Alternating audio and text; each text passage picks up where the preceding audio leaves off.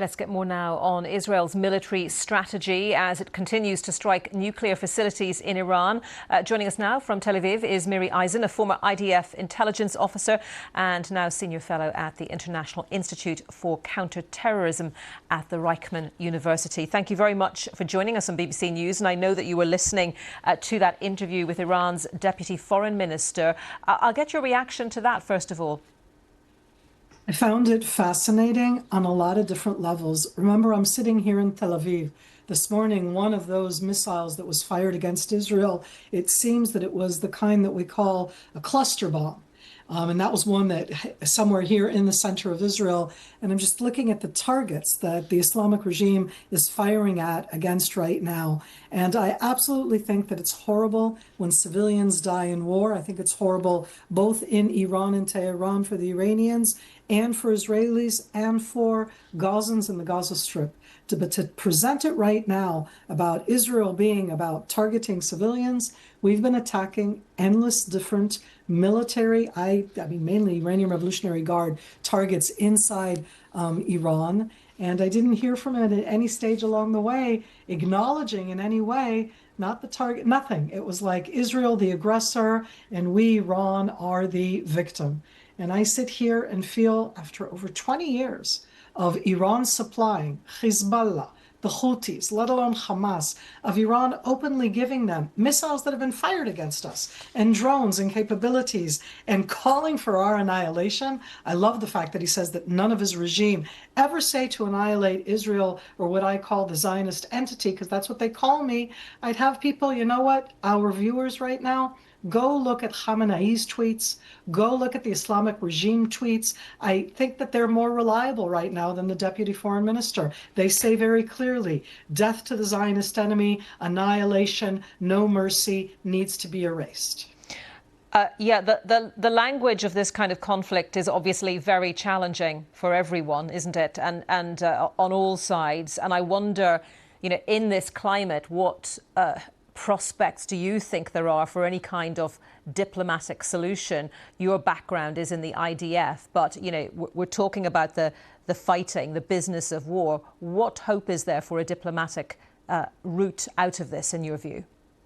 There's always a diplomatic route out of it. The question is when. In this sense, what Israel achieved in this attack against the illegal nuclear sites and against these different missile, drone, and Iranian Revolutionary Guard sites is we've achieved air superiority. That's a very military term. What that enables us, Anita, is it enables us to target all the different sites where they are trying to dig in, both underground and to hide themselves. A diplomatic solution means that somebody either tells us or we tell ourselves we've done enough and we're going to stop. And in this sense, I think that there's always diplomacy behind the scenes.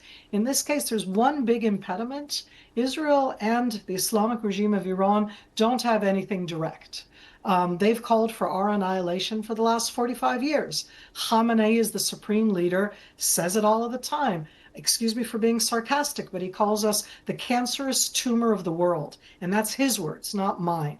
So it's very difficult for there to be any kind of diplomacy, even through third sides. And I'll add in that what Iran is also doing, and even when I heard the Deputy Foreign Minister, Khamenei himself said, US, don't join in. But you're talking to me from the UK. He said also to the UK and to France and to Germany, don't do that because. And I'll remind everybody that the same Islamic regime calls the United States the big devil, in Israel the little devil, and that the same rockets that can arrive here in Tel Aviv, the same missiles with these horrific warheads, have the capability to arrive right now in Berlin or Paris or in London, and they don't fire it against them, they fire it against us. And those missiles are, well, obviously not all of the Iranian missiles are getting through Israeli defences, but some of them, as we have clearly seen, are getting through.